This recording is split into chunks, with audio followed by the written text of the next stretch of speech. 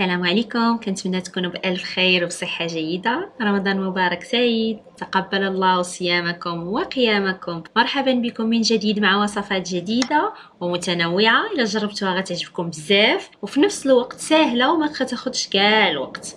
قبل ما نبداو الوصفات، إلا كتعجبكم القناة تشجعوني بلي لايك ديالكم وتعليقاتكم، وبالنسبة للناس جداد ما تنساوش تشتركوا في القناة وتفعيل زر الجرس باش يوصلكم كل جديد. ومرحبا بالجميع.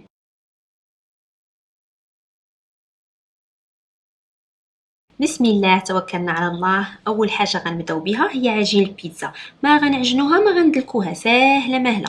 نخلطوها ونساوها ونمشيو نحضروا الوصفات الاخرى حتى الاخير عاد نرجعوا نوجدوا البيتزا ديالنا. اذا لتحضير العجين غنحتاجو 2 كيسان كبار ديال الدقيق. الكاس الاول من الدقيق الابيض والثاني من الدقيق الكامل، وتقدروا ديروهم بجوج من الدقيق الابيض ماشي مشكل. غنحتاج كيس خميره الحلويات 7 أو 8 غرام، ملعقه صغيره من خميره الخبز، والقليل من الملح. ما تكتروش باش ما تجيكمش مالحه لان الفرماج كيكون مالح. ثم ملعقه صغيره من السكر او العسل، وملعقه كبيره من زيت الزيتون. كنخلط كلشي ونزيد الماء حسب الطبيعه ديال الدقيق. المهم نحصل على عجينه جاريه شويه كتلصق كما كتشوفوا.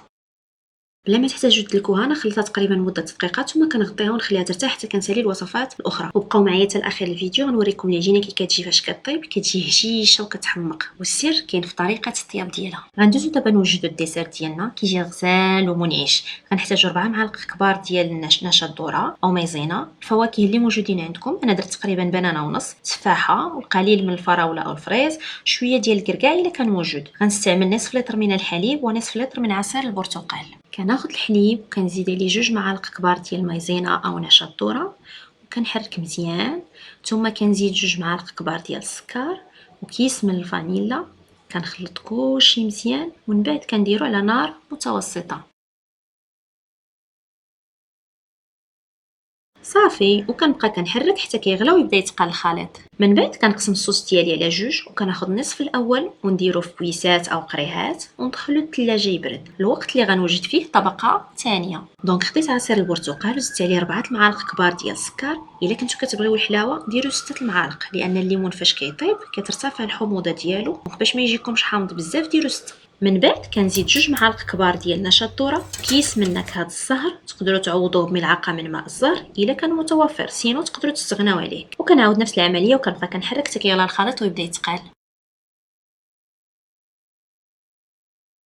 وقبل ما نزيد الطبقه الثانيه كنوضع الفواكه بالطريقه اللي تشهيتو. ثم كنزيد طبقه البرتقال ونوضعو يبرد شويه الوقت اللي يشد راسو باش ما يتخلطوا لياش الطبقات. ثم كنزيد طبقه اخيره ديال الصوص الاولى، وكنزيد من موراها الكركاع او الجوز. وتقدروا تعوضوه باللوز او ديروه الفواكه حسب المتوفر وحسب الرغبه ديالكم. هذه الكميه عطاتني 4 ديال الكيسان كبار و4 ديال القريعات صغار. في هذه القريعات صبقت صوص الليمون. منين شدات راسها زدت البنان والتفاح، ثم زدت صوص الحليب المتبقيه وزينتهم في الاخير بالفريز.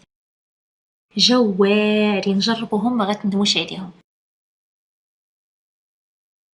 دابا غندوزو نصايبو الشوربه ديالنا. فريمون كتجي كتحمق بكل ما تحمله الكلمه من معنى.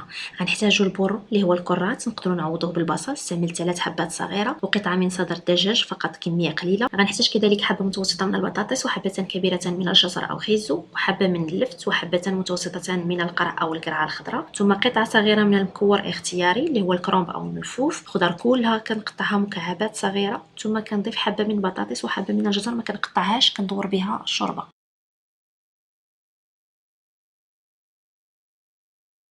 المكونات كلها في صندوق الوصف. كنحاول نزرب غير باش ما يجيكمش الفيديو طويل. اول حاجه كنشحر البورو شويه زيت الزيتون، من بعد كنضيف صدر الدجاج، كنضيف الملح والفلفل الاسود ونخليهم يتشحروا شويه. من بعد كنزيد الجزر واللفت والكرومب ونشحرهم 1 دقيقه. ثم كنضيف البطاطس، ومن بعد كنضيف القرعه الخضراء. كنخلي الخضر تشحر من دقيقه حتى ل2 دقائق ونمرق بالماء. انا درت لتر ونصف. وكنزيد البطاطا وخيزو اللي ما قطعتش ونخليهم يطيبوا.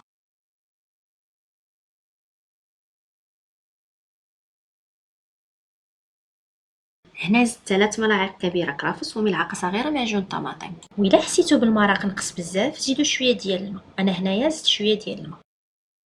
من بعد ما كطيب الخضره كناخذ ديك البطاطا وخيزويه وكنطحنها مع شويه د المرق، ثم كنرجعها للشوربه. دابا كنزيد 2 معالق كبار ديال المعدنوس و2 معالق كبار ديال القزبور وشويه ديال الشعريه رقيقه. تقدروا تعوضوها بالمكرونيه الصغيره او الشعريه الصينيه، ومعلقه كبيره ديال سكينجبير خضر محكوك. وسمحوا لي بزاف حيت ما بانش في الفيديو. كنخليها واحد 5 دقائق، الوقت اللي طيب فيه الشعريه، وكنطفي. 6 معلقه كبيره ديال صوص الصوجا ثقيله وشويه ديال الفرماج محكوك، وبالصحه والراحه. يا سلام، من ألذ الشوربات اللي ممكن تحضروا.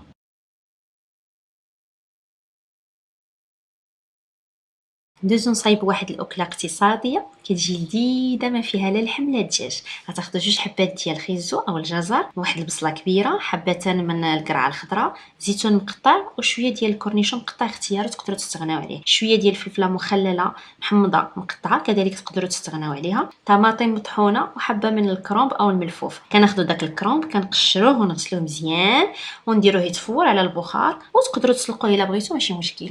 كندير البصله تشحر مع شويه ديال زيت الزيتون، ثم كنزيد عليها الخضره. في العطريه كنزيد شويه ديال الملحه، نصف ملعقه صغيره ديال السكينجبير او الزنجبيل، قليل من التحميره اي الفلفل الاحمر، ونصف ملعقه صغيره من بهارات ديال الكفته او الشاورما او اي بهارات عندكم مشكله، ثم نصف ملعقه صغيره ديال الكمون، وربع ملعقه صغيره من القزبور يابس، ثم الفلفل الاسود او البزار. كنحرك كلشي ونخليه يطيب. من بعد كنزيد الزيتون المقطع والمخللات المقطعه، كنزيد ملعقه كبيره ديال المعدنوس، وجميع المكونات غتلقاوها مضبوطه في صندوق الوصف. بالنسبه لصوص الطماطم او مطيشه، نزيد ليها شويه ديال الملحه بطبيعه الحال، شويه ديال البصار، قليل من الكمون، شويه ديال الكمون، ومعلقه صغيره ديال الفلفل الاحمر او التحميره، وفي الاخير ربع معلقه صغيره السكينجبير وشويه ديال المعدنوس، وما نساوش شويه ديال زيت الزيتون.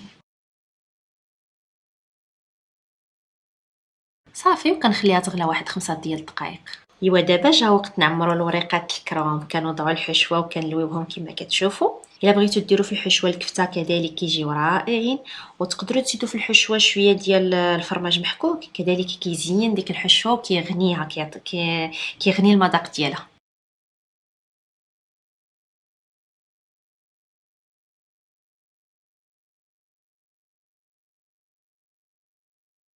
ومنين كنسالي كندير من الفوق ديك لاصوص طماطيشه، ونحتفظ به حتى كنبغي نقدمو، عاد كندخلو شويه للفران يتحمر، وتقدروا تزيدوا شويه ديال الفرماج محكوك من الفوق. وبصحتكم وراحتكم.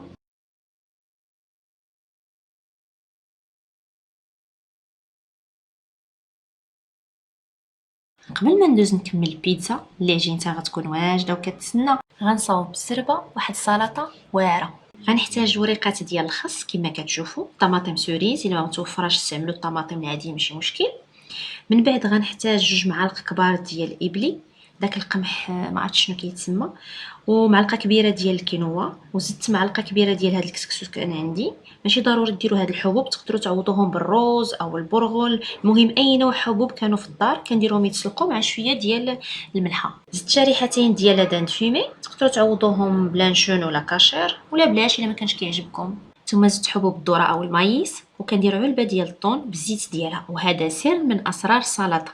ديك الزيت ما تخافوش منها، راها مفيده، ما تبقاوش ترميوها. فاش تستعملوا الطون في شي وصفه احتفظوا بالزيت ديالها واستعملوها في اي سلطه. صافي، من بعد زدت فرماج محكوك والقليل من الملحه فقط، شويه الملحه باش ما تجيكمش مالحه، والحبوب من بعد ما تسلقات. كنخلط كلشي، وفي الاخير كنزيد قطعه ديال الاناناس او الخوخ او الشهديه او التفاح حسب المتوفر في داك الفصل. المهم داك شويه ديال الفواكه، ديك قطعه الفواكه كتعطي واحد ديك الحلاوه، كتعطي واحد الكو زوين للسلطه. فريمون كتجي واعره، ما تندموش الا جربتوها. دابا وصلنا للبيتزا. بالنسبه لصوص مطيشه، كناخذ مطيشه كنطحنها ونزيد عليها الملحه والبزار او الفلفل الاسود والفلفل الاحمر اللي هو التحميره، ثم كنزيد شويه ديال الزعتر او الريحان او زيدوهم بجوجهم حسب المتوفر عندكم. زدت كذلك معلقه معجون طماطم وشويه ديال زيت الزيتون. صافي، وكنطيبها. بالنسبه للعجينه كنعاون بالطحين باش ما تلصقش. انا هاد الكميه عطاتني 3 ديال البيتزات.